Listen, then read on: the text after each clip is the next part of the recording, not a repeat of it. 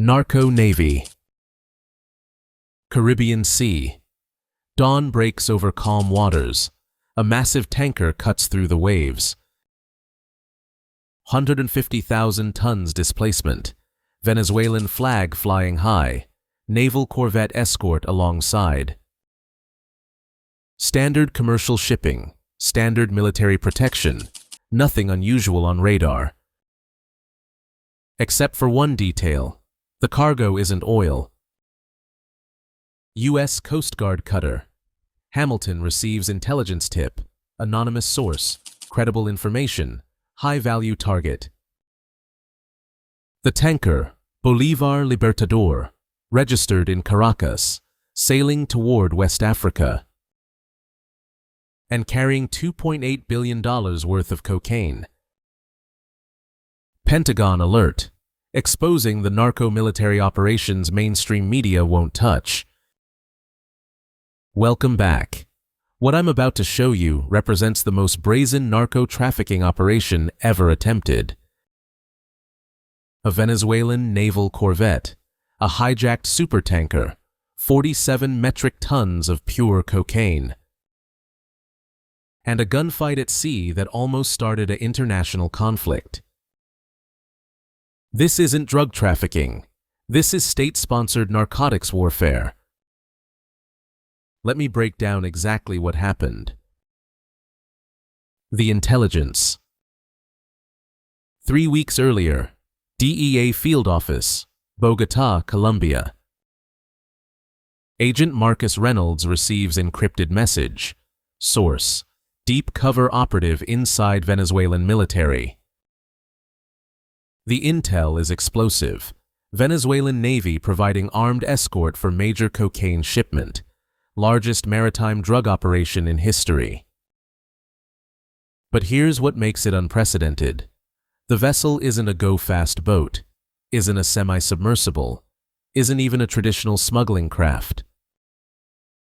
It's a Suezmax-class oil tanker, 274 meters long, 48 meters wide, capacity for 160,000 tons of cargo. And Venezuelan National Armed Forces are providing military protection. DEA forwards intelligence to Joint Interagency Task Force South. They coordinate with U.S. Southern Command. Mission authorization comes directly from Pentagon. Operation Narco Shield is greenlit. 72 hours to intercept. The vessel. Bolivar Libertador, built 2009 in South Korean shipyard, originally operated by Venezuelan State Oil Company, PDVSA.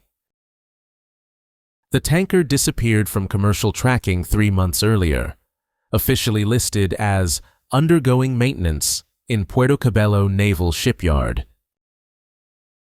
But satellite imagery told different story.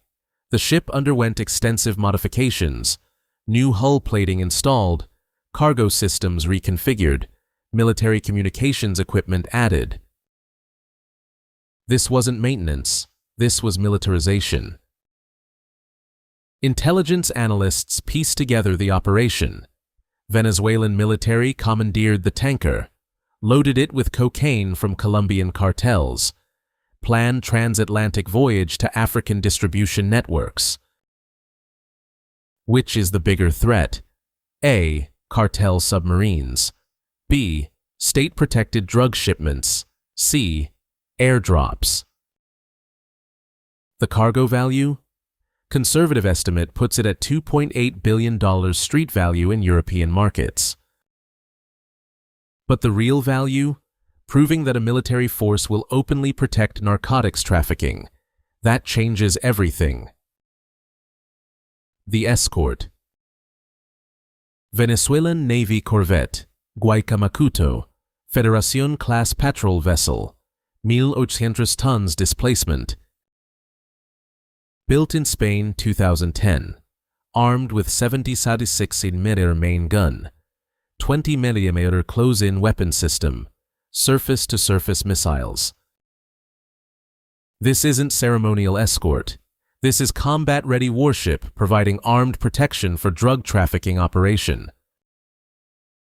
Commander: Captain Eduardo Ramirez, 23-year naval veteran, former submarine officer, known hardliner with strong regime loyalty.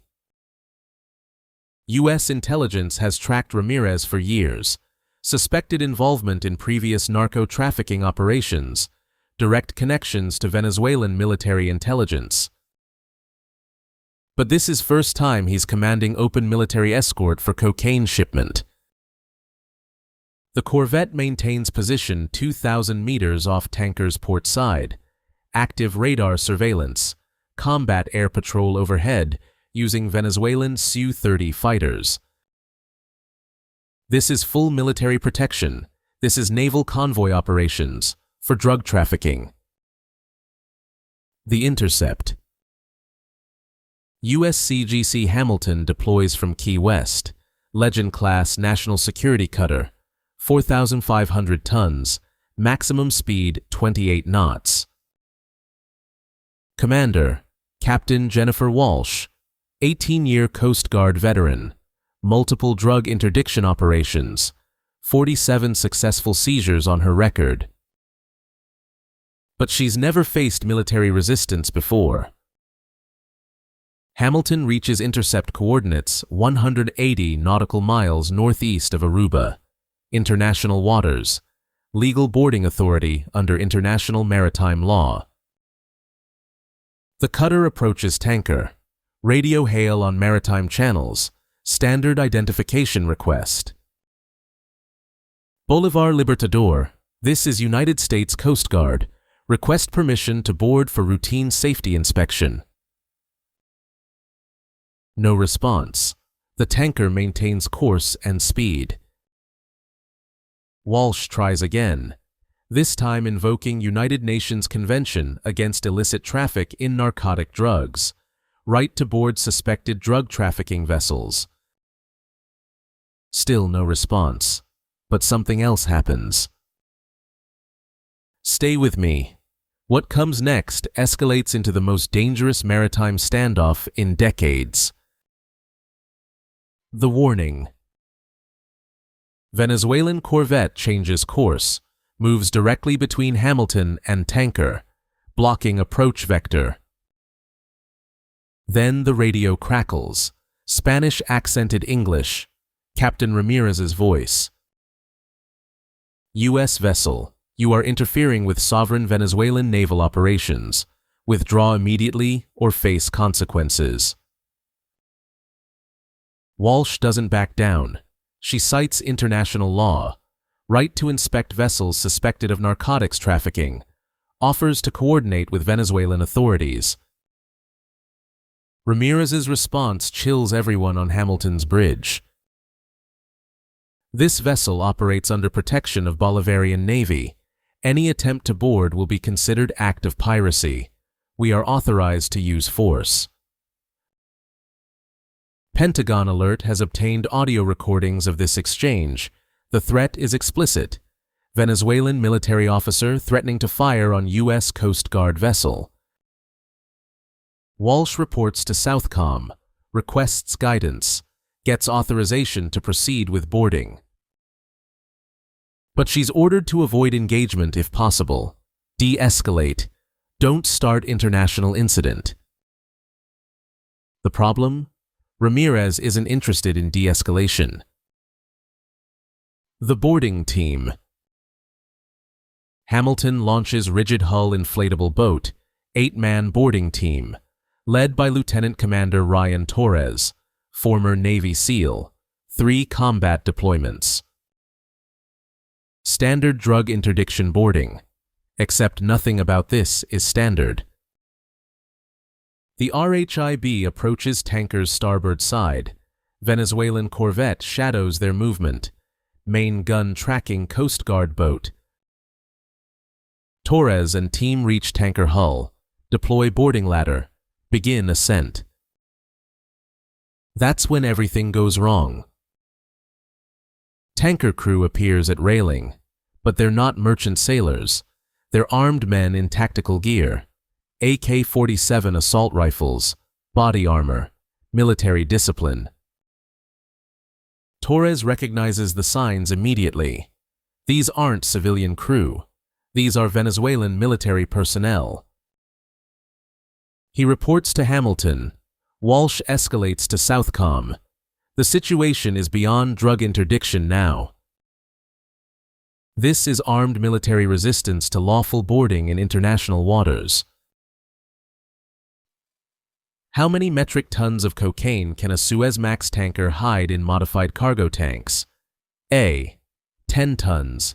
B. 47 tons. C. 100 tons. Then someone on the tanker does something stupid. They point weapons at boarding team. Torres makes split-second decision. Abort boarding. Get his team out. Live to fight another day. The RHIB retreats, returns to Hamilton. Mission unsuccessful. But the operation isn't over. Not even close. The escalation. Southcom authorizes reinforcements. USS Billings, Independence-class littoral combat ship, diverts from patrol station. ETA, 4 hours. USS Porter, Arleigh Burke-class destroyer, ordered to intercept course. ETA, 8 hours. P-8 Poseidon Maritime Patrol aircraft launches from Jacksonville, provides overhead surveillance, electronic warfare support. The U.S. is building overwhelming force. The message is clear. That tanker isn't leaving international waters. Venezuelan corvette requests orders from Caracas. The response comes directly from Ministry of Defense. Protect cargo. Engage if necessary. Bolivarian revolution depends on mission success. Pentagon Alert sources confirm this order through signals intelligence intercepts. Venezuelan government explicitly authorizing combat against U.S. forces. This isn't rogue operation. This is state policy. The standoff. 6 hours pass. USS Billings arrives, takes position off tanker's bow. Hamilton holds stern position. Corvette maintains escort station. Mexican standoff at sea. 3 warships, 1 drug tanker, nobody backing down. Captain Walsh attempts diplomacy, offers compromise, allow Venezuelan observers during boarding, coordinate with Caracas authorities, share any seized evidence. Ramirez refuses. His orders are absolute. Protect cargo, prevent boarding, use force if required. As sunset approaches, tension reaches breaking point. Something has to give. Then, intelligence update changes everything.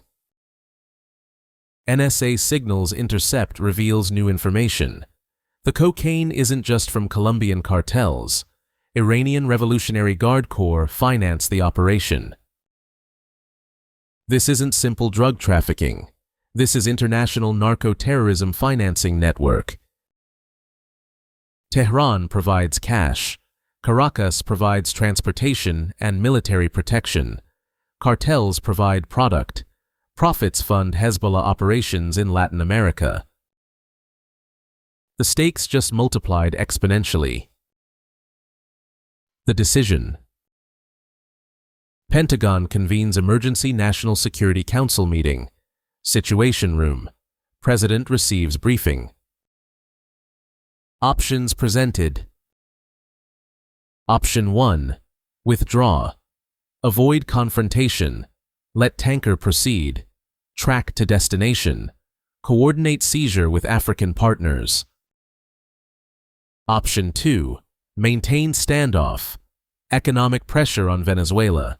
Diplomatic protest. Let ship run out of fuel. Option 3. Force boarding. Accept risk of combat. Seize cargo. Arrest crew. Face international backlash. The decision comes down in 45 minutes. Option 3. Board that ship. Admiral Craig Fowler, Southcom commander, personally calls Captain Walsh with authorization for use of force if necessary when conducting boarding operations against vessels engaged in narcotics trafficking, with explicit understanding that Venezuelan military escorts do not have legal authority to prevent lawful interdiction in international waters. Walsh understands the assignment. Board that tanker. Seize that cocaine, even if shooting starts. If you believe narco-states should face consequences, type Pentagon Alert. The second attempt. 300 hours. Darkness provides cover. USS Billings launches fast boats from both sides. 12 Coast Guard personnel, 8 Navy SEALs, 20 operators total. Simultaneous boarding from port and starboard. Overwhelm defenses. Secure vessel before Venezuelan corvette reacts. The boats race toward tanker at 40 knots.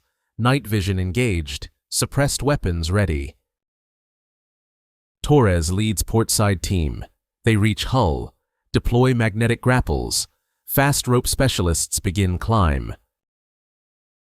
That's when floodlights hit them. Tanker deck illuminated like daylight. Armed crew rushes to railings. Someone fires. Single AK-47 round. Warning shot? Negligent discharge? Nobody knows. But it's enough. Coast Guard training takes over. Suppressive fire. Controlled bursts. Aim high. Don't kill unless necessary. The tanker crew ducks. Boarding teams reach deck. Secure initial positions. Then Venezuelan corvette opens fire. The gunfight. 76mm main gun booms.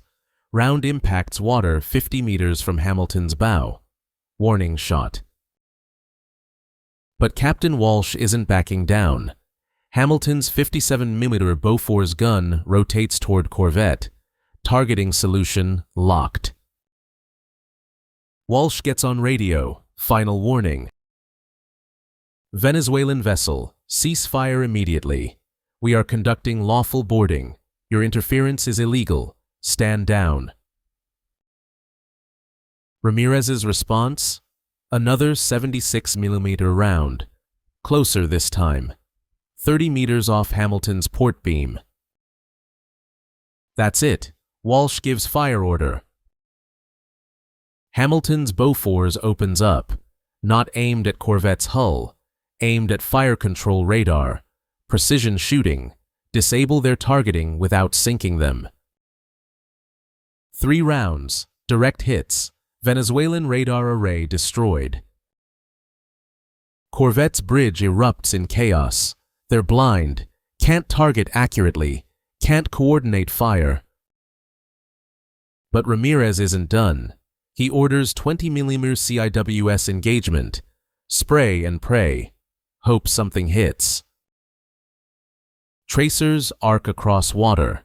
20mm rounds impact near Hamilton. Some hit hull. Minor damage. No casualties. Walsh returns fire. 57mm rounds walk up corvette's superstructure. Controlled escalation. Message sent. What's more dangerous in naval combat? Precision fire or volume fire? The Venezuelan corvette breaks off, turns away. Engine room reports damage. Fire reported on forward deck. Ramirez has lost. His ship is damaged. His radar is destroyed. His intimidation failed. The corvette retreats, heads back toward Venezuelan waters, abandons the tanker. Mission failed. Drug shipment unprotected. The seizure. With corvette gone, boarding teams secure tanker in 18 minutes. They encounter minimal resistance. Armed crew surrenders. Torres and team sweep vessel. Find crew quarters. secure 24 personnel, 19 Venezuelan military, 5 Colombian cartel operatives. Then they find the cargo, modified internal tanks, hidden compartments, sophisticated concealment systems. But Coast Guard boarding officers know what to look for. They've done this hundreds of times. First compartment opened. White powder. Field test positive for cocaine. 99% purity. Second compartment. Third. Fourth. Fifth. Every modified tank filled to capacity. Final tally shocks everyone. 47.3 metric tons of pure cocaine. Largest maritime seizure in history. Street value in European markets? Conservative estimate, $2.8 billion. Real value potentially double that. The cargo analysis. DEA forensic teams arrive via helicopter. They begin immediate analysis. Multiple kilos sampled, tested, documented. The cocaine shows distinct characteristics. Processing methods indicate multiple production sources. Colombian jungle labs, Peruvian highland operations, Venezuelan finishing facilities. But here's the shocking part. Chemical analysis reveals Iranian precursor chemicals used in processing. Acetic anhydride from Iranian pharmaceutical companies. Specific signatures match known IRGC-controlled manufacturers. This confirms intelligence. Iran financed operation. Venezuela provided logistics. Cartels provided production. International narco-terrorism network operating at state level. Pentagon Alert has obtained classified DEA reports confirming these findings. The evidence is overwhelming. The prisoners. 24 crew members detained. Initial interrogations begin immediately. 19 Venezuelan military personnel. Ranks from enlisted sailors to senior officers. All refuse cooperation. Cite military authority. Demand diplomatic immunity. 5 Colombian nationals. Cartel operatives. 3 talk immediately. Provide detailed information. Offer cooperation in exchange for leniency. What they reveal changes everything. This wasn't first shipment. This was 7th. Previous 6 tankers successfully delivered cocaine to West African ports. From there, distribution to European markets. Total revenue, estimated $18 billion over 18 months.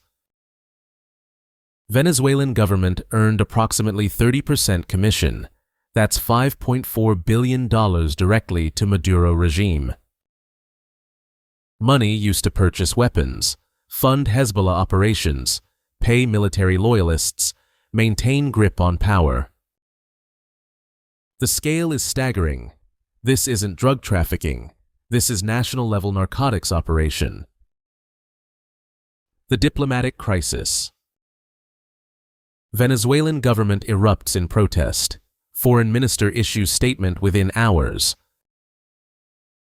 Illegal U.S. aggression against sovereign Venezuelan naval vessel. Unprovoked attack in international waters. Piracy under false pretense of drug enforcement. Caracas recalls ambassador from Washington. Files complaint with United Nations. Demands compensation for damaged corvette. Russia and China support Venezuelan position. Issue statements condemning U.S. actions. Call for international investigation. Iran remains silent. Doesn't acknowledge involvement. Typical pattern for IRGC operations. State Department responds with evidence, satellite imagery, radio intercepts, boarding footage, cocaine samples. The proof is overwhelming, but Venezuela doesn't care about proof. Stay with me. The aftermath reveals how deep this narco-state operation really goes. The evidence trail. DEA begins detailed investigation, tracking money, following networks, building comprehensive case. Financial analysis reveals elaborate money laundering networks spanning 14 countries, shell companies, cryptocurrency exchanges, gold trading operations. Venezuelan government officials directly implicated: Minister of Defense, Head of Naval Intelligence, 3 admirals, 12 colonels. But here's the problem. They're all in Venezuela, protected by Maduro regime, beyond reach of U.S. law enforcement. Justice Department issues indictments anyway, arrest warrants, international sanctions, asset freezes. The message is clear: participate in narco-trafficking, face consequences, eventually, somehow. The tanker's history. Pentagon Alert investigates Bolivar Libertador's background. The findings are disturbing. The tanker was built for legitimate commerce, operated by PDVSA for oil exports, standard commercial operations until 2021. Then Venezuelan economy collapsed further. Oil production cratered, no cargo to transport. Military commandeered vessel, removed it from commercial registry, modified internal systems. First narco voyage occurred March 2023. Successful delivery to Ghana, $400 million cargo. Second voyage, July 2023. Senegal, $520 million. Third voyage, November 2023. Côte d'Ivoire, $680 million. Each voyage larger, each voyage bolder, each voyage more brazen. Until voyage 7, the one that failed, the one that exposed everything. The crew interrogation. Senior Venezuelan officer breaks after 48 hours. Lieutenant Commander Carlos Vega, executive officer on the tanker. He provides detailed testimony. The operation was directed by Venezuelan Minister of Defense Vladimir Padrino Lopez personally. Padrino selected crew, approved routes, coordinated with cartel leaders, managed IRGC financing. This goes to the top. This is state policy. This is how Venezuela survives economically. Oil production can't sustain regime anymore. International sanctions destroyed legitimate economy. So they turned to cocaine, used military to protect trafficking, built narco-state from government infrastructure. Which destabilizes regions more, drug cartels or narco-states? Vega's testimony provides roadmap, names, dates, bank accounts, meeting locations. But here's the tragedy. Nobody will face justice. Everyone important is in Caracas, protected by regime security. The evidence piles up. The criminals walk free. The system continues. The corvette damage. Venezuelan Navy publishes photos of damaged Guaycamacuto, international propaganda campaign. Proof of U.S. aggression, unprovoked attack, illegal use of force. The photos show real damage: superstructure hit, radar array destroyed, forward deck burned. But they don't show the context. The warning shots fired first, the illegal protection of drug trafficking, the explicit threats against U.S. forces. Venezuela plays victim, ignores their cocaine shipment, focuses on damaged warship. And some international voices support them: anti-U.S. governments, authoritarian regimes, countries with their own drug problems. The propaganda war begins. Facts become flexible. Truth becomes negotiable.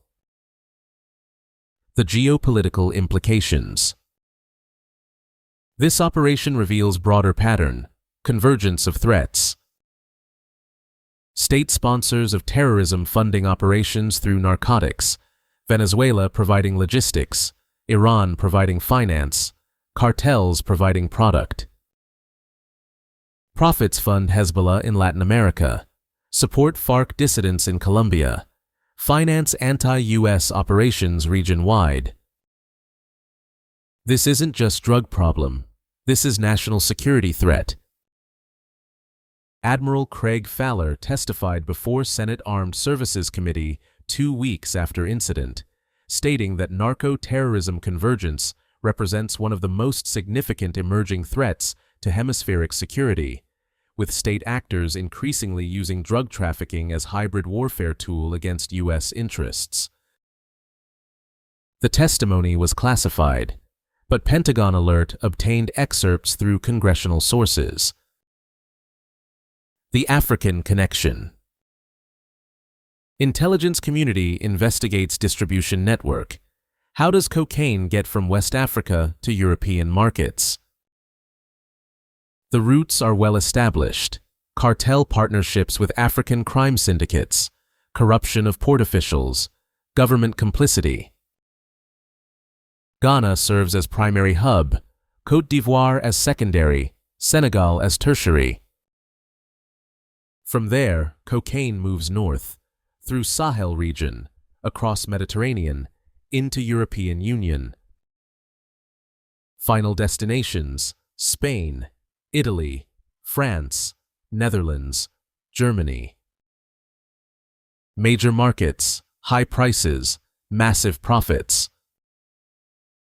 And Venezuelan government takes 30% of everything, billions of dollars, direct revenue stream. This is how Maduro stays in power. This is how regime survives. Drug money. The consequences. U.S. expands sanctions against Venezuela, targets specific military officers, freezes assets, bans travel. European Union follows suit, additional sanctions, asset freezes, criminal charges where possible. But sanctions only work if enforced, if assets are accessible, if individuals travel internationally. Most targeted officials never leave Venezuela, keep money in friendly countries, live comfortably despite sanctions. The system is designed for this. Authoritarian regimes protect each other, share money laundering networks, provide safe havens. Sanctions send message, but don't solve problem. The operational changes. After this incident, Venezuelan narco-trafficking operations adapt. They don't stop, they evolve. No more large tankers, too visible, too vulnerable. Switch to go-fast boats, semi-submersibles, small aircraft, distributed risk. No more naval escorts in international waters, too provocative, too obvious. Use fishing fleet protection, Coast Guard patrols, plausible deniability. The operations continue, just more carefully, more covertly, more professionally. Because the money is too good. The regime needs it. The cartels demand it. The cycle continues. If you believe transparency exposes threats, type Pentagon Alert. The U.S. response evolution. Pentagon develops new counter-narcotics strategy, multi-domain approach. Enhanced surveillance, more P-8 patrols, satellite monitoring, signals intelligence. Increased Coast Guard presence, more cutters, more boarding teams, more interdictions. Deeper partnership with allied navies, Colombian, Brazilian, Mexican, regional cooperation. But here's the challenge. Can't stop everything. Can't intercept every shipment. Can't prevent every delivery. The ocean is too big, the routes too numerous, the tactics too adaptable. Best case scenario? Intercept 10 to 15% of shipments, make it more expensive, more risky, more difficult. But stop it completely. Impossible without regime change in Caracas. The long game. This is generational conflict, not measured in months, measured in decades. Venezuela won't abandon narco-trafficking while Maduro holds power. Too profitable, too essential, too embedded. Iran won't stop financing operations. Too useful, too profitable, too strategic. Cartels won't stop producing cocaine. Too much demand, too much money, too much power. The fight continues, one shipment at a time, one boarding at a time, one seizure at a time. 47 metric tons seized, billions in revenue denied, 24 operatives arrested. One victory, but the war continues. The quiz answer. Remember the question? How many metric tons of cocaine can a Suezmax tanker hide? Answer B. 47 tons, proven by this actual seizure. But theoretical capacity? Much higher, 100+ tons possible with complete cargo conversion. This seizure was largest in history, but not largest possible, not even close. The threat continues, the scale expands, the danger grows. The unanswered questions. 3 critical issues remain. First, how many other narco-tankers are currently operating? Intelligence suggests minimum 3 more vessels conducting similar operations. Second, will Venezuela escalate military protection after this incident? Will they risk direct combat with U.S. forces to protect drug shipments? Third, what happens when other narco-states adopt this model? Mexico, Nicaragua, Honduras. If state-protected trafficking becomes normalized? The Bolivar Libertador incident opened new chapter in drug war. State militaries protecting trafficking, international terrorist financing, hybrid warfare through narcotics. This is the threat Pentagon Alert exposes. This is the reality mainstream media ignores. This is why we exist. Pentagon Alert, where we reveal the threats hiding in plain sight. Subscribe now, hit that notification bell, share this investigation, because the next narco-tanker is already loading cargo. And you'll hear about it here first. Pentagon Alert out.